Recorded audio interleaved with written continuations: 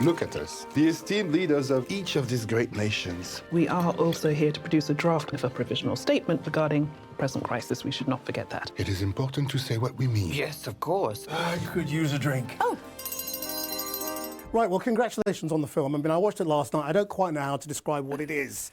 So can you tell our viewers, what is this film really, what is it and what's it about?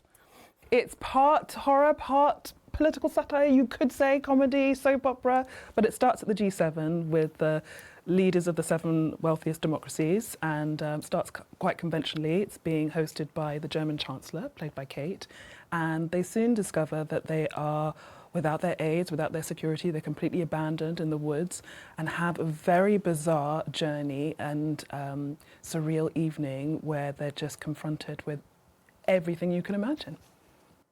I mean, Including their irrelevance. We have been abandoned. It doesn't make any sense. It is scathing about political leaders, really, isn't it? What I love is, and I didn't realise before we did all the research for the film, is that there's a theme each year with these summits, and this year's summit seems appropriately for us where we are as a species is regret.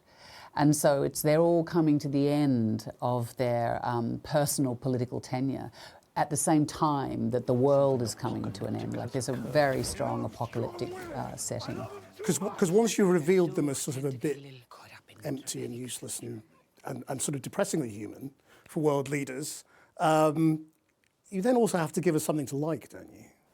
I found it very endearing, actually.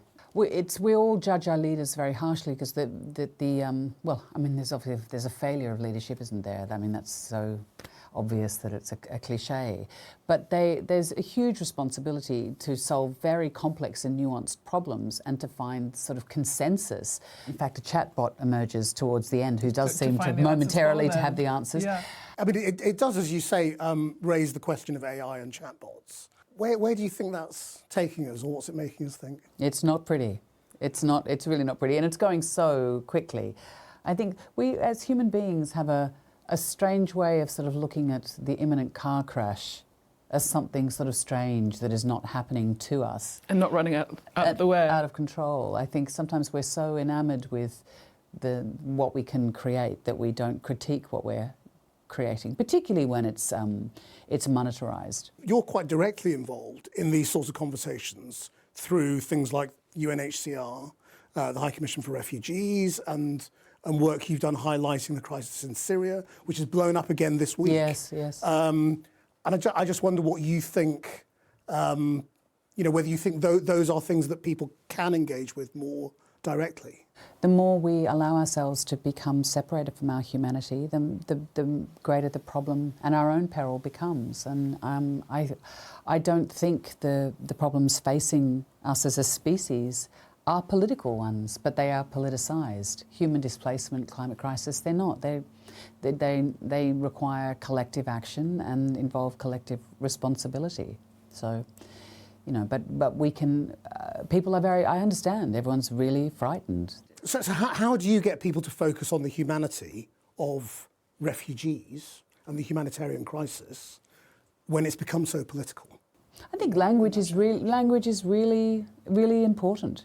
And I think we often focus on what separates, it's so simplistic, but we often focus on what separates us rather than what connects us. And people will look at you, Nikki, in this film because you're the British Prime Minister. I think I know what you're going to say. And obviously, well, you were born in Nigeria. I was. Kemi Badenoch was raised partly in Nigeria, and people will obviously put the two together. I just wonder whether you had that in mind.